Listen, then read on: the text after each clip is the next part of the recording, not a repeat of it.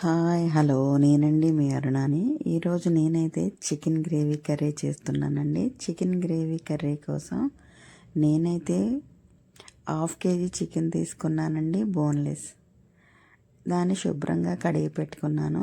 అందులోనే అల్లం వెల్లుల్లి పేస్ట్, ఉప్పు, కారం, చికెన్ మసాలా పొడి, ధనియాల పొడి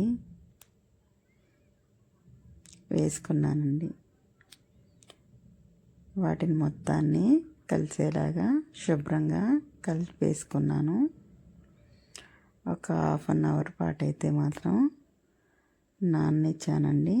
కలుపుకున్న దాన్ని కలిపి పక్కన మూత పెట్టేసుకున్నాను అన్నమాట.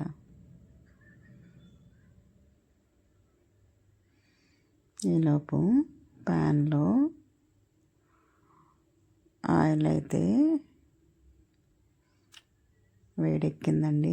నేనైతే ముందుగానే కట్ చేసుకున్న ఉల్లిపాయ, పచ్చిమిరపకాయ, కొత్తిమీర. ఆయిల్ వేడెక్కిన తర్వాత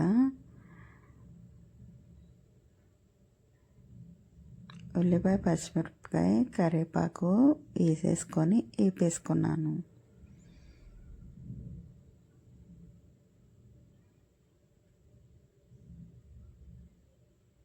చికెన్ కర్రీలో కాస్త నూనె ఎక్కువగానే పడుతుందండి.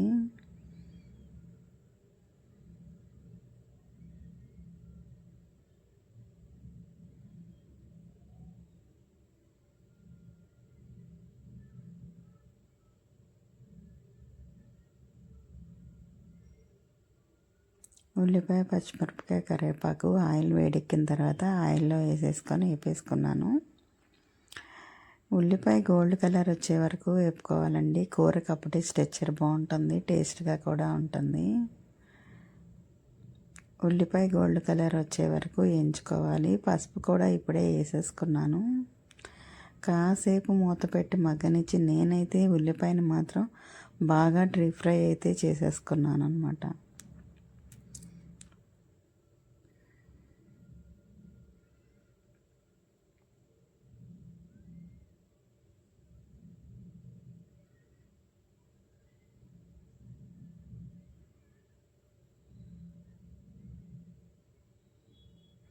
రెండు పెద్ద సైజు ఉల్లిపాయలు తీసుకున్నాను.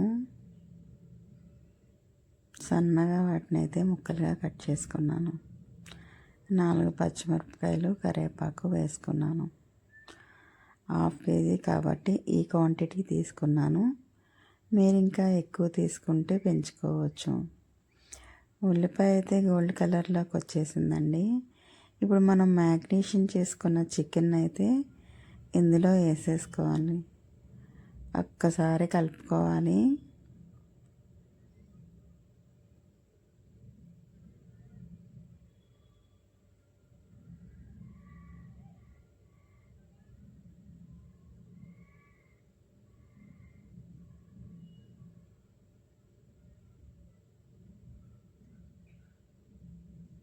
ఇదైతే మ్యాగీ కోసం అండి.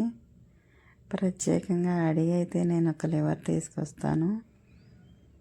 మ్యాగీకి లివర్ అంటే ఇష్టం అండి, అందుకని.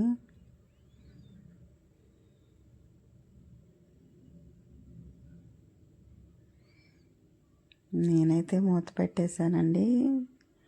వాటర్ ఎక్కడ యాడ్ చేయలేదు. కర్రీలో నుంచి కాస్త ఆయిల్తో పాటు వాటర్ కూడా సపరేట్ వస్తుంది కదా.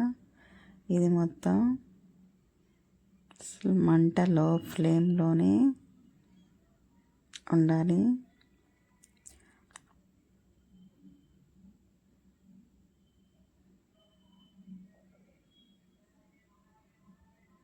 మ్యాగ్నేషన్ చేసుకున్న చికెన్ తొందరగానే ఉడికిపోతుందండి. నేను ఎక్కడ వాటర్ అయితే యాడ్ చేయలేదు. ఇదిగోండి, కూర చక్కగా ఉంటుంది. గ్రేవీ సరిపోతుందండి. అల్లం వెల్లుల్లిపాయ పేస్ట్ వేసుకుంటాం, ఉల్లిపాయ వేస్తాం కదా. మరి కొత్తిమీర అయితే వేసేసుకున్నాను.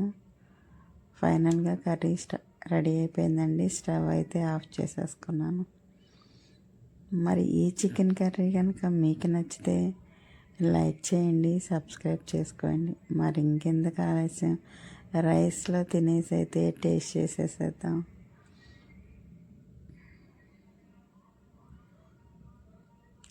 సూపర్గా ఉందండి కర్రీ మాత్రం. చక్కగా గ్రేవీగా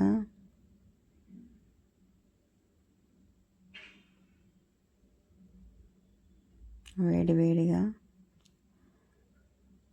సూపర్గా ఉందండి చికెన్ కర్రీ. మీకు కూడా నచ్చితే వీడియో లైక్ అండ్ సబ్స్క్రైబ్ చేసుకోండి. ఒకసారి మీరు కూడా ట్రై చేసేయండి.